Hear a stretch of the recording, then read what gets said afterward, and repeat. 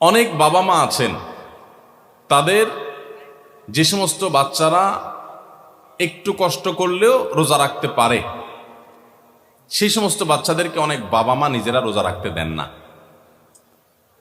স্কুলের অভিযোগ দিয়ে মাদ্রাসা খোলা, সে অভিযোগ তুলে, তাদের পরীক্ষা চলছে সে অজুহাত তুলে, নানা অজুহাত তুলে আজকাল দেখা যায় 8-10 বছর 12 বছরের বাচ্চারা রোজা রাখতে গেলে অনেক মা বাপ নিষেধ করেন। আমরা আমাদের ছেলেবেলায় দেখেছি, আমাদের চেয়ে যারা বড়, সে আরো বড় মুরব্বী মানুষ আছেন, আপনারা আরো বেশি দেখেছেন যে আগে বাবা মা ছোট ছোট বাচ্চারা রোজা রাখতে চাইলে তাদেরকে উৎসাহ দিতেন, তাদেরকে অনুপ্রেরণা দিতেন, আগ্রহ জাগ্রত করতেন তাদের মধ্যে, তাদেরকে সাহস দিতেন যে হ্যাঁ, হিম্মত করতে হয়। এখন বেশিরভাগ বাবা মা তাদের সন্তানদেরকে রোজা রাখতে উৎসাহিত করে না, বরং বাচ্চারা রোজা রাখতে গেলে তারা বলে না, রাখার দরকার না, তুমি ভেঙে ফেলো। মনে রাখবেন, সাহাবায়ে কেরামের একটি কমন আমল ছিল, তারা রমজান মাসের রোজা তো বটেই, এমনকি আশুরার রোজা, এগুলো পর্যন্ত, নফল রোজা পর্যন্ত তারা তো রাখতেন, তাদের বাচ্চাদেরকে রাখাতেন এবং বিভিন্ন রকমের খেলনা ইত্যাদি দিয়ে বাচ্চাদেরকে ভোলানোর চেষ্টা করতেন। সেই সাহাবীরা যাদেরকে তাদের মা বাবারা শৈশবে কৈশোরে রোজা রাখার ব্যাপারে উৎসাহ দিয়েছেন, প্রেরণা দিয়েছেন, শিক্ষা দিয়েছেন, সাহস জুগিয়েছেন, তারাই কিন্তু বিশ্বটা জয় করেছে। কারণ কষ্ট করা শিখেছে, কষ্ট সহিষ্ণু হয়েছেন, ধৈর্য ধারণ করা শিখেছেন। রোজা রাখা মানে সংযম, এই সংযম শিখেছেন। ক্ষুধা হবে, খাবারও সামনে থাকবে, কিন্তু খাওয়া যাবে না। এই যে সংবরণ, এই যে সংযম, এই যে ধৈর্য, এই যে সহনশীলতা, এটার চর্চা করা যখন মা বাপরা শিখিয়েছেন, সেই সাহাবীদের সন্তানরাই কিন্তু অর্ধ পৃথিবী জয় করে ছেড়েছেন। আর আজকে আমাদের সন্তানদেরকে আমরা রোজা রাখাই না কেন? আমাদের মায়া হয়, ছেলেটার মুখটা ফ্যাকাশে হয়ে যাবে, মেয়েটার মুখটা শুকায় যাবে, আমার কাছে ভালো লাগবে না। আমি সবসময় বলার চেষ্টা করি, দেখুন, আমাদের সন্তানদেরকে ভোগ শেখাবার প্রয়োজন নাই, ভোগ এটা শেখানোর দরকার হয় না। ভোগ করতে সবাই পারে, এটার জন্য যোগ্যতা লাগে না। ত্যাগ সবাই পারে না, ত্যাগটা শেখাইতে হয়। আপনার ছেলে মেয়েকে খাওয়া পড়ায় মোটা তাজা করবেন, এটার জন্য কোনো যোগ্যতার দরকার নাই। এটা গরু ছাগল পশু পাখি প্রাণী তারাও পারে, মানুষ তো পরের কথা। খাইতে কে না পারে? সবাই পারে। কিন্তু খাবার আছে, তবু আমি আল্লাহর নির্দেশে নিজেকে সংবরণ করব। একটা নির্দিষ্ট সময় সূর্য ডোবার আগ পর্যন্ত আমি খাবো না। এই যে ধৈর্য, এই যে সহনশীলতা, এই যে আত্মনিয়ন্ত্রণ, এই যে কন্ট্রোল, এই জিনিসটা আপনার বাচ্চার জীবনে অনেক গুরুত্বপূর্ণ একটা ব্যাপার। এটা তার জন্য অনেক বেশি জরুরি, তার কারণ তার সারা জীবন সামনে পড়ে আছে। তার জীবনে যা চাইবে সে সবকিছু পাবে না, বহু কিছু তার চাওয়ার সাথে পাওয়ার মিল থাকবে না। তার জীবনে অনেক সংগ্রাম করতে হবে, অনেক ইচ্ছা বিরুদ্ধ বিষয় তার সামনে এসে দাঁড়াবে। তখন সে সংযমী হতে পারবে, আত্মনিয়ন্ত্রণ করতে পারবে, ধৈর্য ধারণ করা শিখতে পারবে।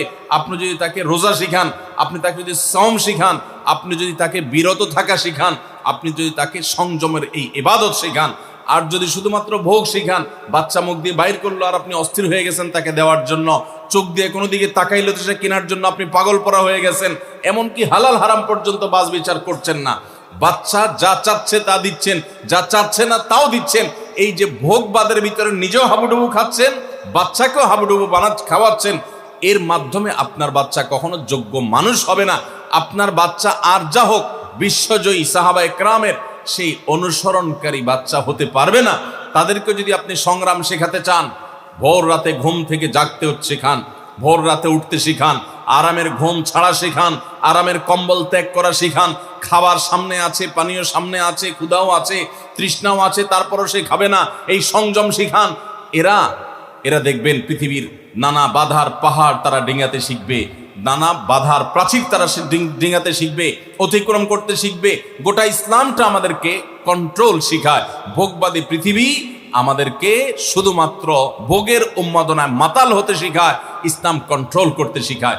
ভোগের উন্মাদনায় যখন মাতাল হয়ে যায় মানুষ, তখন তার দ্বারা পৃথিবীতে বড় কোনো কাজ করা সম্ভবপর হয় না। আজ গোটা পৃথিবীতে আমরা মুসলমানরা যেসব কারণে পিছিয়ে আছি, তোর মধ্যে থেকে একটা হলো এটা যে আমরা ভোগবাদের হাবুডুবু খাচ্ছি। আমরা ইসলামের যে নিয়ন্ত্রণ, আত্মনিয়ন্ত্রণ করার চর্চা এবং এর ট্রেনিং, এর প্রশিক্ষণ পাওয়ার কথা, সেটা আমরা নিচ্ছি না। রমাদান উপলক্ষে আমাদের বড় ভুল হলো যে আমরা নিজেরাও সিয়াম কি বলে সেটা বুঝার চেষ্টা করি না। রোজা কিন্তু আমাদের সাথে কথা বলে, রোজা বলে দেখো তুমি রোজা রেখে তুমি পান করছো না, তোমার তৃষ্ণা আছে, রুমে কেউ নাই, ফ্রিজে ঠান্ডা পানি আছে, চাইলেই খাইতে পারো কিন্তু তুমি খাচ্ছ না। তোমার ঘরে কেউ নেই, পেটে ক্ষুধা আছে, আবার হাতের কাছে খাবারও আছে, তারপর তুমি খাচ্ছ না কেন? আল্লাহ নিষেধ করেছেন সেজন্য। তো এখান থেকে শিক্ষা গ্রহণ করে তোমার সামগ্রিক জীবনে আল্লাহর সমস্ত নিষিদ্ধ বিষয় থেকে বেঁচে থাকার যে ট্রেনিং এবং চর্চা সেটা তুমি গ্রহণ করবা, এই কথাই রোজা আমাদেরকে প্রতিনিয়ত বলে। তো এই জন্য রমাদান কেন্দ্রিক আমাদের একটা বড় ভুল হলো এই রোজার বার্তাটা আমরা নিজেরাও গ্রহণ করতে পারি না। আমাদের শিশুরা বিশেষ করে যারা রোজা রাখার উপযোগী হয়, আমি 2 বছর 3 বছরের শিশুকে তো রোজা রাখার কথা বলি না, ইসলামও সে কথা বলে না, কিন্তু আপনার বাচ্চা যখন 8-10 বছর বয়স হয়ে যায়, যখন থেকে 7-8 বছর পার হয়ে যাওয়ার পর সে রোজা রাখতে শিখে, একদিন হয়তো সে জোহর পর্যন্ত রাখবে, এরপর ভেঙে ফেলবে, কোনো গুনাহ হবে না। আরেকদিন হয়তো সে আরেক ঘন্টা বেশি রাখবে, আরেকদিন হয়তো আসর পর্যন্ত রেখে ভাঙার মতো অবস্থা তৈরি হবে, প্রয়োজনে ভেঙে ফেলবে, এরপর আস্তে আস্তে সে রোজা রাখা শিখবে। এই বাচ্চা যে কষ্ট করা শিখে, যে ধৈর্য ধরা শিখে, যে ক্ষুধার কষ্ট এটা নিয়ন্ত্রণ এটা বুঝে, সেই বাচ্চা অনেক বড় কিছু করতে পারবে, তার দ্বারা ভালো কিছু হবে। তো আমাদের বাচ্চাদেরকে রোজা রাখতে চাইলে তাদেরকে আমরা আরো বেশি উৎসাহ দেব, অনুপ্রেরণা দেব, সাহস দেব, তাদেরকে ভুলানোর চেষ্টা করব, এরা ইনশাআল্লাহ খাঁটি মুসলমান হতে পারবে, যোগ্য মানুষ হতে পারবে। তাহলে রমজান কেন্দ্রিক আমাদের এই ভুলটা একটা বড় ভুল যে আমরা আমাদের সন্তানদেরকে দেখা যায় রোজা রাখার ব্যাপারে উৎসাহ দেই না, বরং অনেকে নিরুৎসাহ দেই। মনে রাখবেন কোনো বাবা কোনো অভিভাবক যেন বাচ্চাদেরকে নিরুৎসাহিত আমরা না করি। 4 নম্বর,